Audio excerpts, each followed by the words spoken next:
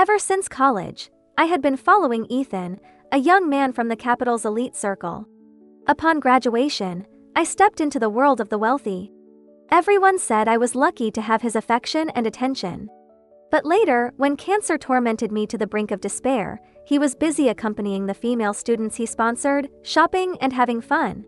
It wasn't until I completely disappeared from his world that he went mad searching for me. But by then, I was no longer in this world. Chapter 1. Ring, ring, ring. I looked up and picked up the phone from the sofa. The screen displayed a familiar number. "Sis, it's Autumn." Autumn's voice was choked as if something was blocking her throat. "Oh, Ethan, don't." The two seemed to deliberately make noises as if afraid I wouldn't know what they were doing. My heart clenched painfully and my vision darkened. My stomach started to churn, and I fought the urge to vomit. After a while, she seemed to have calmed Ethan down and said, "Sister-in-law, Ethan drank too much at a business dinner tonight. We're downstairs, can you come down and get us?" I was silent for a moment, then got up and put on my coat. "Okay." On my way downstairs, I called the driver. He mumbled something about being sent home early by another woman. I hung up the phone with a calm expression. So, without my knowledge, other women could now command the chauffeur who was supposed to be at the CEO's service. The night breeze was cool. I couldn't tell if it was the night that was cold or my heart that had turned icy. When I reached the entrance, I saw Autumn leaning against the car alone. When she saw me, her face was full of mockery. "Sister, why bother? Like a piece of sticky plaster, you can't keep a man, so you start seeking help from the elders?" I immediately understood that someone from back home had urged Ethan to return. And she blamed all the conflict on me, thinking I had sought help from the family. What about Ethan? Did he think the same? I lowered my eyes. "So, in what capacity are you standing up for my husband? As a third party? A lover?" She gasped. "You don't understand. Ethan and I are innocent. He just likes me a bit more. Sister, you wouldn't be angry about that, would you? Some people, when they lack ability, resort to underhanded tactics. Their husbands don't even take them to business dinners anymore, yet they still make a fuss at home. Little do they know, men hate that the most. If it weren't for family pressure, do you think Ethan would even look at you, an old hag?" I rubbed my temples, feeling a weary sense of disdain. "If you're so capable, why are you still mingling in the most insignificant gatherings? Why don't you let Ethan hear these words too? Things that can't see the light of day should stay in the gutter, not try to climb up. If Ethan has the guts to divorce me, then do it. If not, stay in the mud." Her face twisted, and after a moment, she laughed softly and leaned in to tidy my disheveled hair. "Just because I can't now doesn't mean I won't be able to in the future." I grabbed her wrist and twisted it hard. "Don't touch me with your filthy hands." I pushed her away, and she fell by the car, clutching the door handle tightly. The commotion woke Ethan.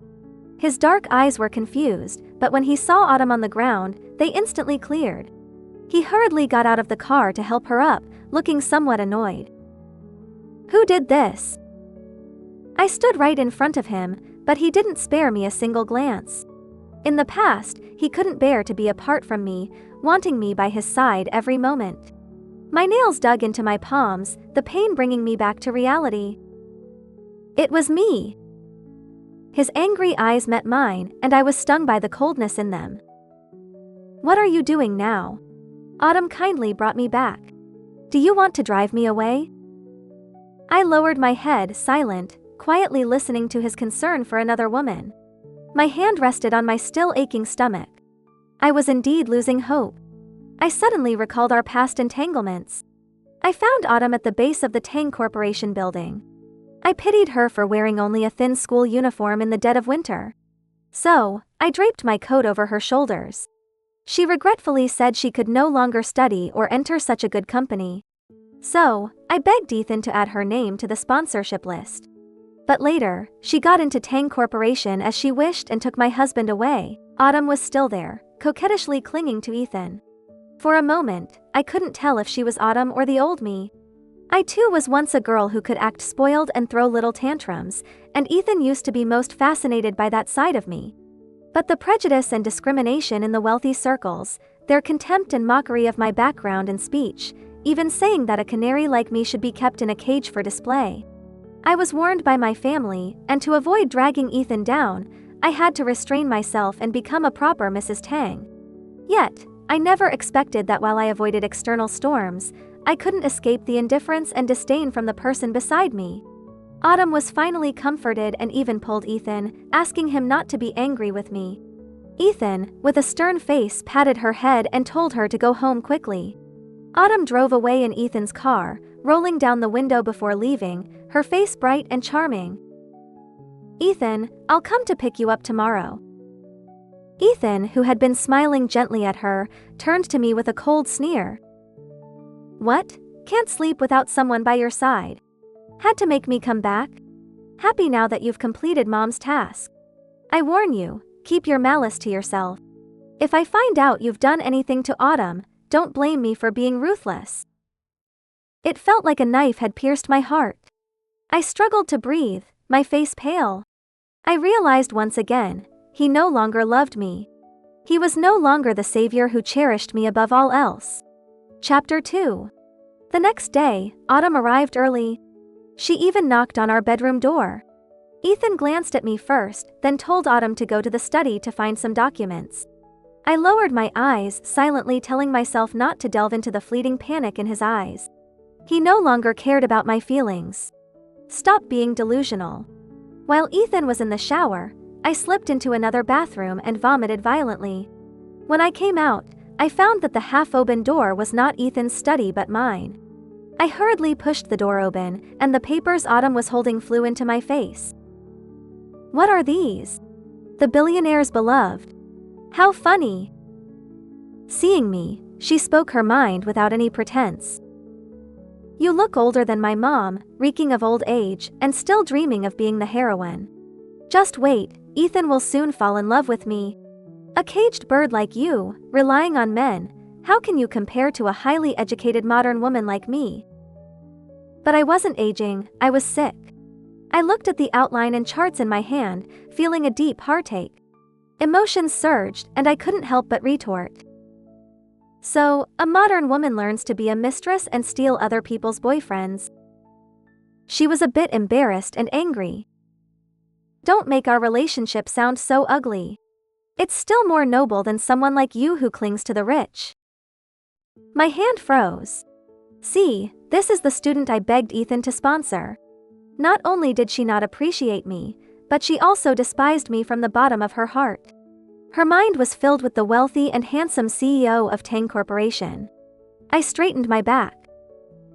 "If I had known, I should have let you go to the factory to screw bolts back then, instead of letting the school produce a scum like you.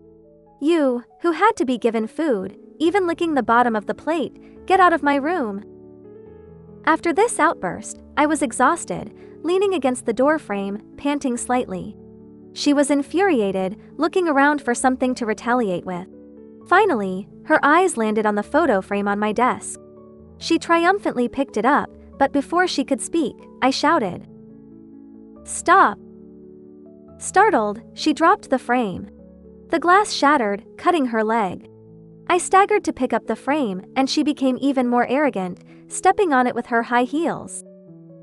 "You care so much about this old photo. My leg is cut. Fine, since you care so much, I'll destroy it." She pressed down hard with her foot, and I screamed. Summoning strength from somewhere, I grabbed her ankle and yanked it, then pushed her back. She fell to the ground with a scream, accompanied by the sound of bones breaking.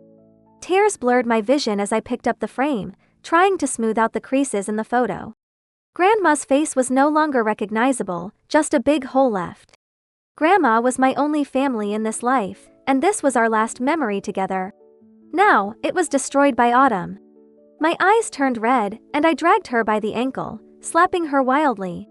Until someone forcibly pulled me away. I glared at Ethan, tears glistening. "She destroyed my photo with Grandma. I felt like a helpless child, instinctively wanting to tell a parent when bullied. But my parent, just because the culprit whimpered in pain, abandoned me to care for someone else. Ethan looked at Autumn's swollen ankle and cheek, then picked her up. He looked down at me, his eyes filled with a complexity I couldn't understand. Zoe, don't go too far. You weren't like this before. It's just a photo. How can the dead be more important than the living? Clean up and make some soup to apologize to Autumn at the hospital. I watched his back, then burst into laughter. The person whose cherished item was destroyed had to apologize to the intruder. And make her food like a servant. How ridiculous. Just because I love you, do I deserve this humiliation? Then I won't love you anymore. I laughed and laughed until I coughed up blood and everything went black. Chapter 3. When I opened my eyes again, it was deep into the night. My phone screen flashed with hundreds of missed calls from the driver, Jack. I answered the new incoming call, and Jack's anxious voice came through. Ma'am, you finally answered. Mr. Tang is furious. I sneered. Is he mad because I didn't serve Autumn, or because I didn't know my place and didn't give up my spot? There was silence on the other end for a long time. Finally, Ethan's voice, suppressing his anger, came through. Give up your spot? Why doesn't she just tell me to leave and save the trouble? I gripped the phone tightly, my knuckles turning white. So, the mouth that once spoke sweet words could now utter such venomous things. I chuckled. Fine, I won't be in the way for long. Then I hung up. Jack kept frantically texting me, trying to explain. Ma'am, don't be angry. Mr. Tang was just speaking out of anger.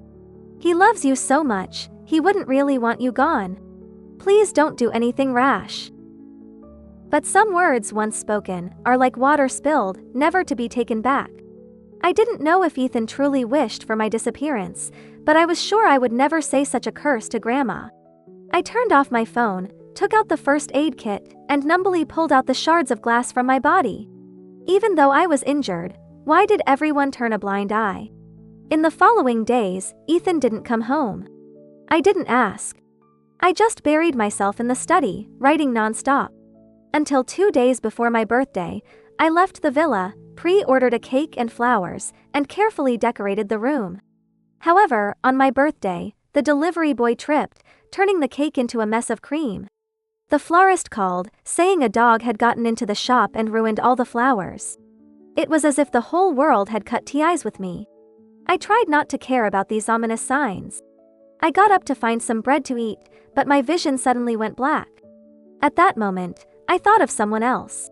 I took the bread, lit a candle, and dialed the number that had never changed from the top of my contacts.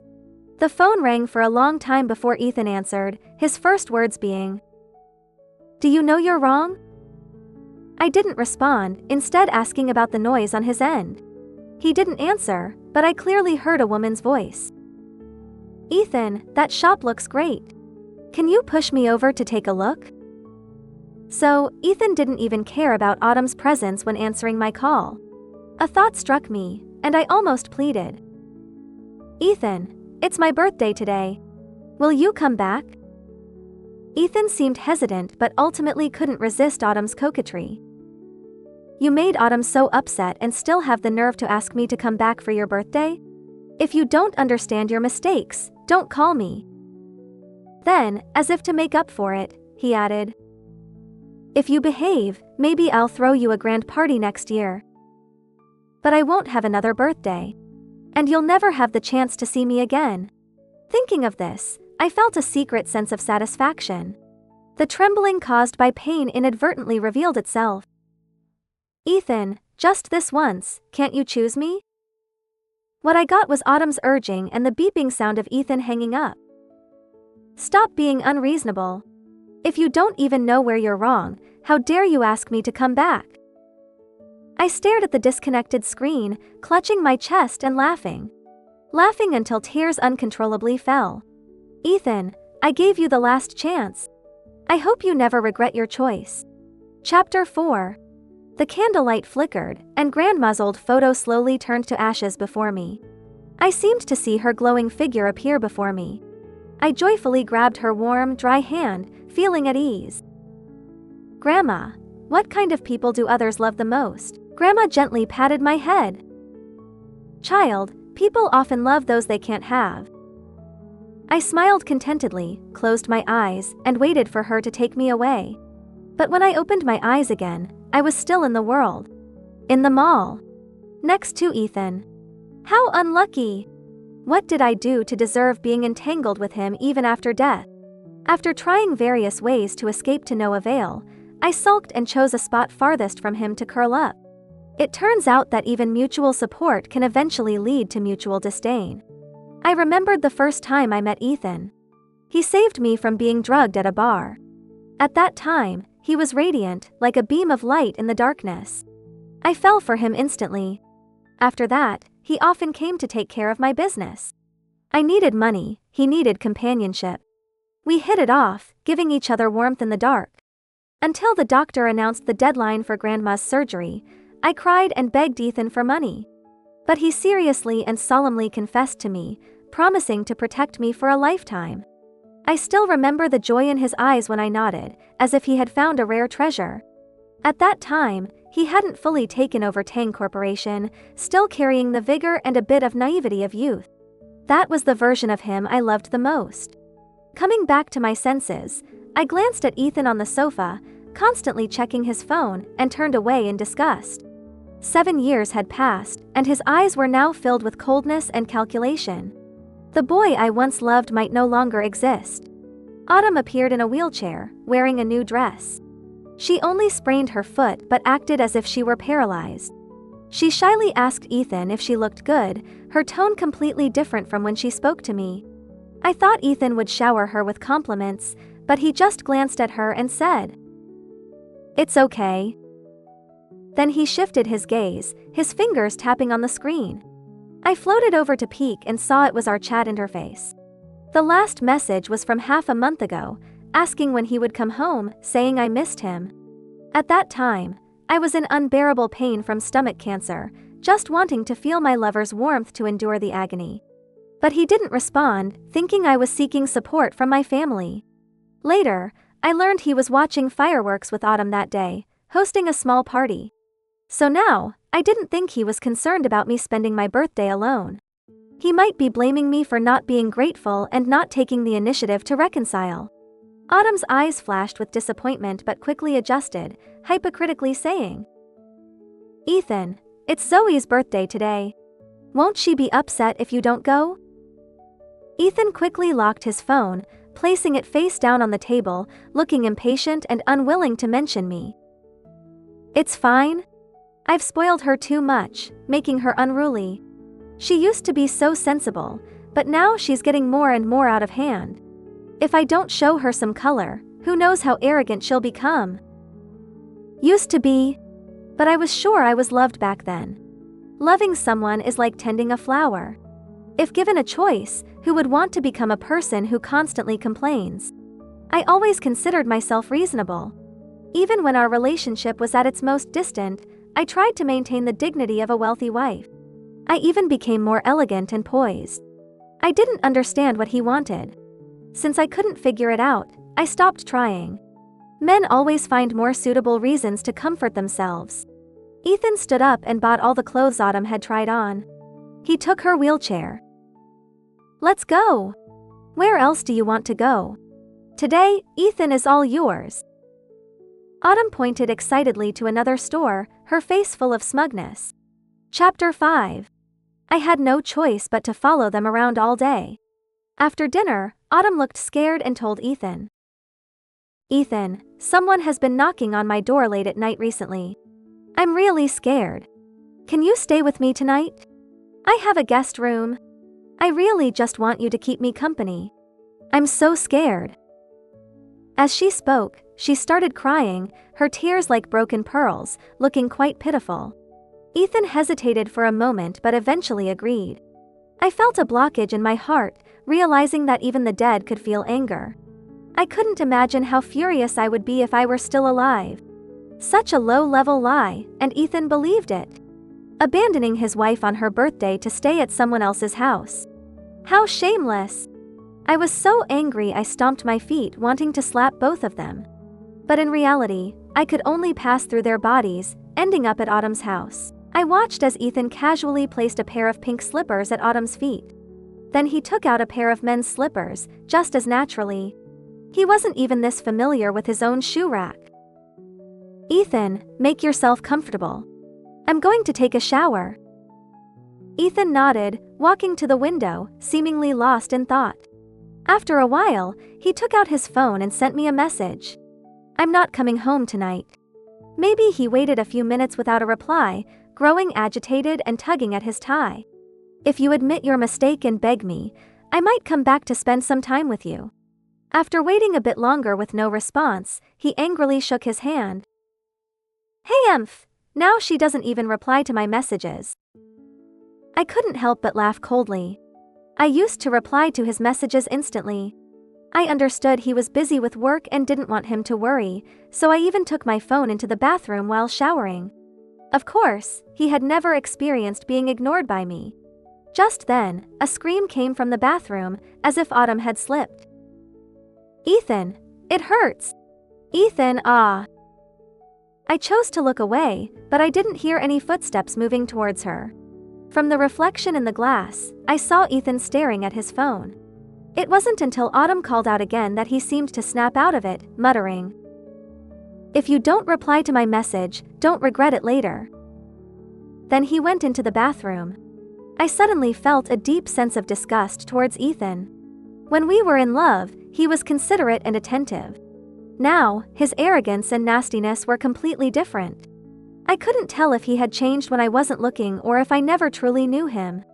Ethan carried Autumn, wrapped in a towel, to the bed. Through the door crack, I could hear the sound of water and her soft moans. I felt nauseous, trying to cover my ears, but it was useless. Thankfully, Ethan soon rushed out of the room, his eyes still filled with lingering desire. He wiped his face roughly and then went into the bathroom. The shower quickly started, and I pondered. Was he unable to perform? Or did he suddenly remember he had a home? That night, they ended up sleeping in separate rooms. I stared at the stars outside the window all night. If I were still alive, if I still loved Ethan, I would probably be crying under the covers right now. Chapter 6. The next morning, Ethan was up early and dressed, but his face darkened when he saw no messages on his phone. The phone buzzed, and Ethan quickly grabbed it, his eyes growing even darker. I silently cursed him, thinking what a strange man he was. "Aunt Zhang, what's the matter?" "Aunt Zhang?" With a bit of mischief, I moved closer to see his reaction. The housekeeper had been given an early vacation, and today was the day she was supposed to return. I felt a bit embarrassed for her to see me in my current state, but I had put on my prettiest dress, hoping to lessen the shock. Aunt Zhang's voice trembled. "Sir, Zoe has passed away." Ethan froze, his eyes widening. But he quickly recovered, instinctively scolding. "What new trick is she playing now? Aunt Zhang, you're an elder in the house, how can you join in her nonsense? If she likes cursing herself so much, then tell me when she's really gone." He angrily hung up the phone. Autumn clung to his arm. "Ethan, what's wrong? Is Zoe throwing a tantrum again? Zoe is so lucky, married for so many years and still so childish. It's clear she's been spoiled by you. Next time, she must teach me how to find a perfect husband like you." Ethan's arm twitched slightly, but seeing Autumn almost lose her balance, he let her hold on. "If only your sister-in-law were as sensible as you. I was planning to go back and coax her today, but it seems unnecessary now. Didn't you always want to visit that pottery studio? I'll take you there today." Autumn cheered, but I felt suffocated. It was like being thrown into the deep sea. Opening my mouth only brought a sense of suffocating helplessness. Autumn excitedly wanted to make a pair of Mobius ring-shaped rings symbolizing endless love. However, Ethan didn't immediately agree as I had imagined. Instead, he typed on his phone. "I told you I hate the silent treatment. If you keep being unreasonable, don't regret it later." After the time display changed, he nodded in agreement. I clenched my fist, throwing a few punches in the air at him. Again, he deliberately acted high and mighty, granting me a so-called chance. Then he waited for me to refuse, so he could rightfully blame me. Fine, the angrier he is now, the more heartbroken he'll be when he finds out I'm really gone. Chapter 7. As dusk fell, the warm scene of the lovers suddenly shifted. Aunt Zhang's sobs pierced my ears, and at her feet lay the letter I had left for her. I floated to the tombstone I had chosen for myself long ago.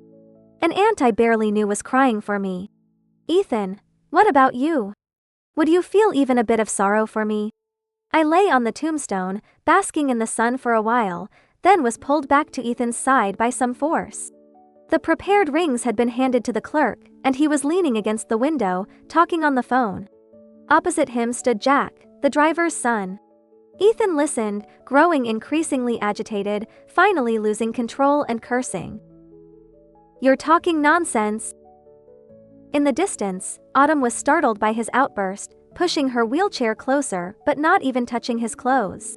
I hadn't seen Ethan run so urgently in a long time. The last time was 4 years ago when I was pushed down at the old house and lost our baby. He carried me to the hospital at that speed. I couldn't help but follow him into the car, watching him struggle to fasten his seatbelt with trembling hands. The car ran red lights, drawing curses from all around. But he didn't care, stumbling into the villa before the car even stopped. The house was so empty it felt cold at a glance. Ethan shouted my name, opening door after door. Until he couldn't find any trace of me in any room, not even signs of my life. Only then did he start to panic.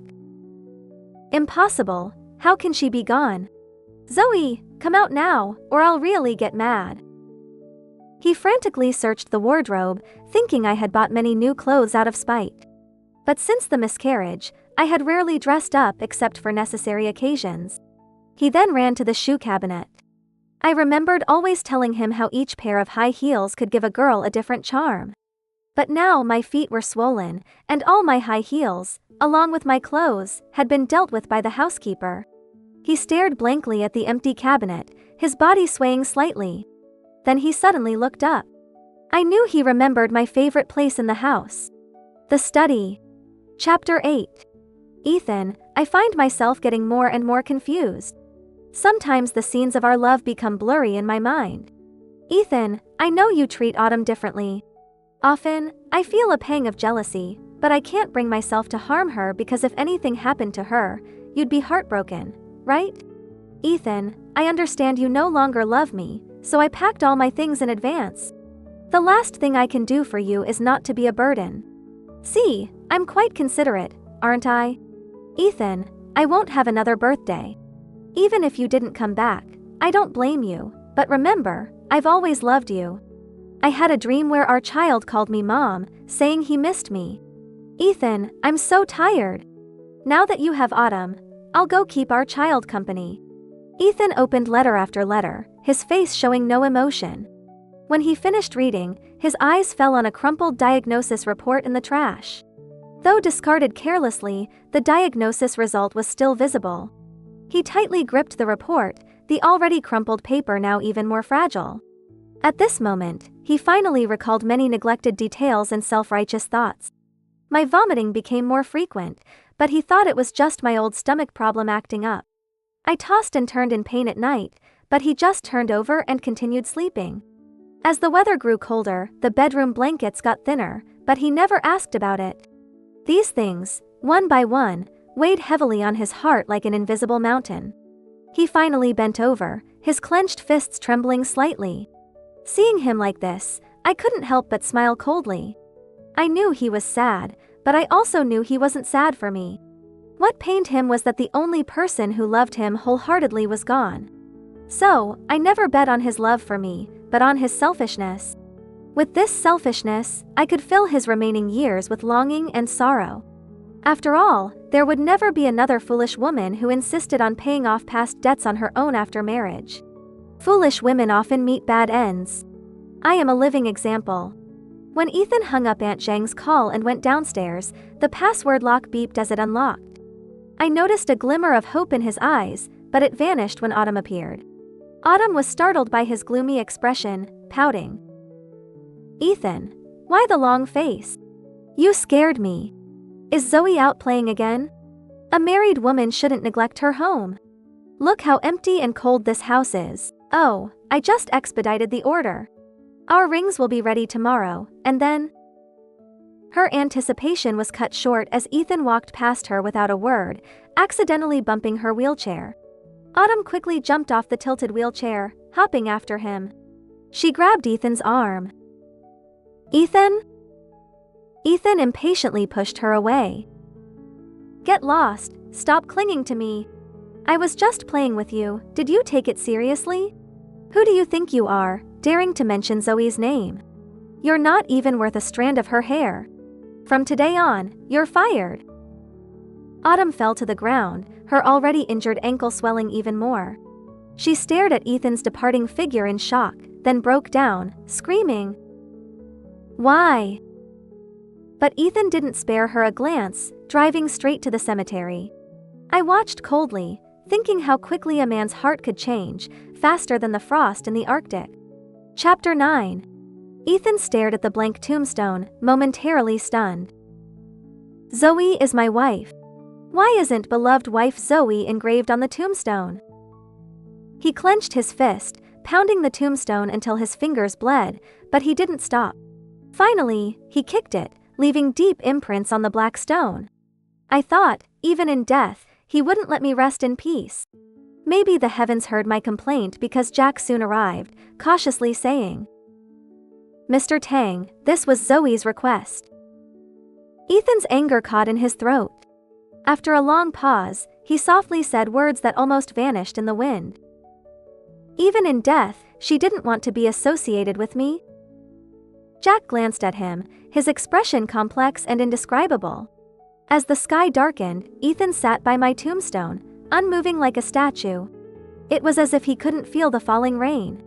Jack was sent home, leaving just the two of us in the world. In the pouring rain, he cried, his sobs suppressed and sorrowful. But I no longer felt heartache for him. So, I quietly listened to his heartfelt confession. "Zoe, how could you be so cruel, leaving without a word, not even letting me see you one last time? Did I agree to let you go? Zoe, it's all my fault for neglecting you, but I took care of Autumn for your sake. Zoe, you loved me so much. Let's be together in the next life, okay? I'll make it up to you. In the next life, let's have more children, okay?" As he spoke, he became frantic, banging his head against the tombstone until his forehead bled, the blood washed away by the rain. The storm lasted all night, and when the sun rose, the cold rain still lingered. In the sunlight, I felt my soul thinning. Before I could understand why, Ethan staggered away. He first returned home, standing at the door for a long time, realizing the person who always waited for him was gone. He stood there for a while, then turned and went to the office. The receptionist was stunned to see him soaked, with a beard and bloodstains, quickly bringing a towel. But Ethan seemed oblivious, heading straight to the elevator, leaving the receptionist muttering in confusion. As he exited the elevator, a shadow on crutches lunged at him, startling me. Autumn, her eyes swollen, cried, "Ethan, are you really firing me? I've worked so hard for you all these years." She clung to him, pleading, "You can't abandon me. Ethan's eyes turned cold. Unable to push her away, he slapped her. Perhaps the mountain chill was too much, his voice was hoarse.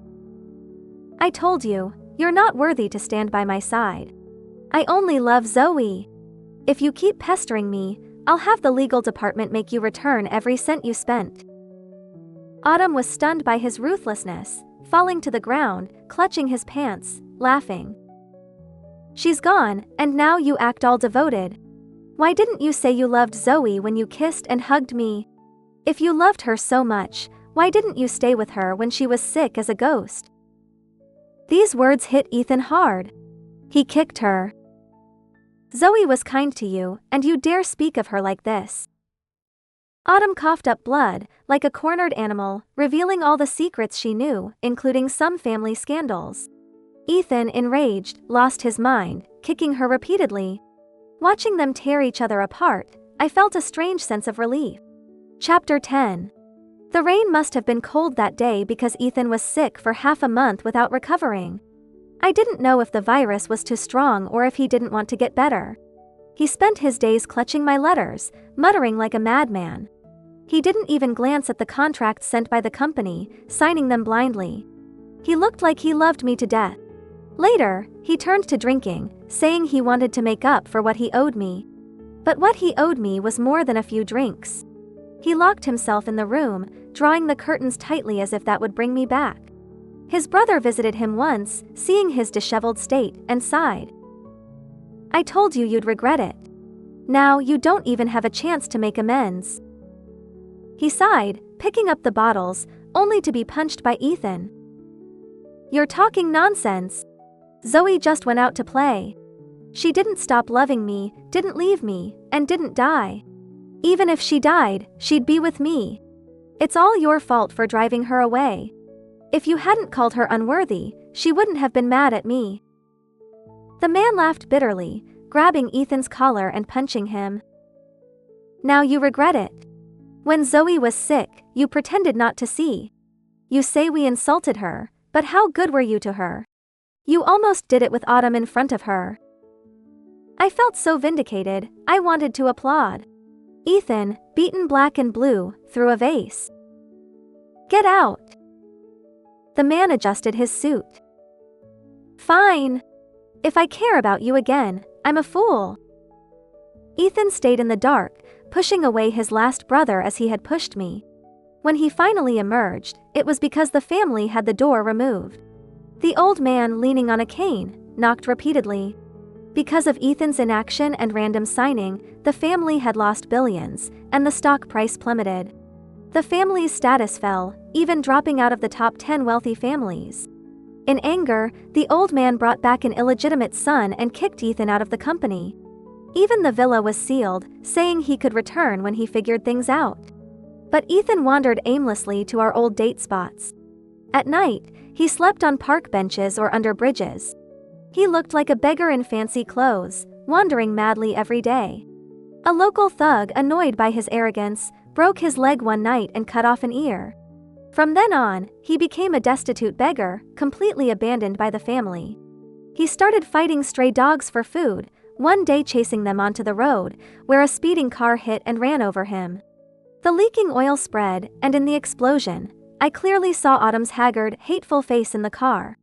I heard she was blacklisted in the industry, struggling to find work.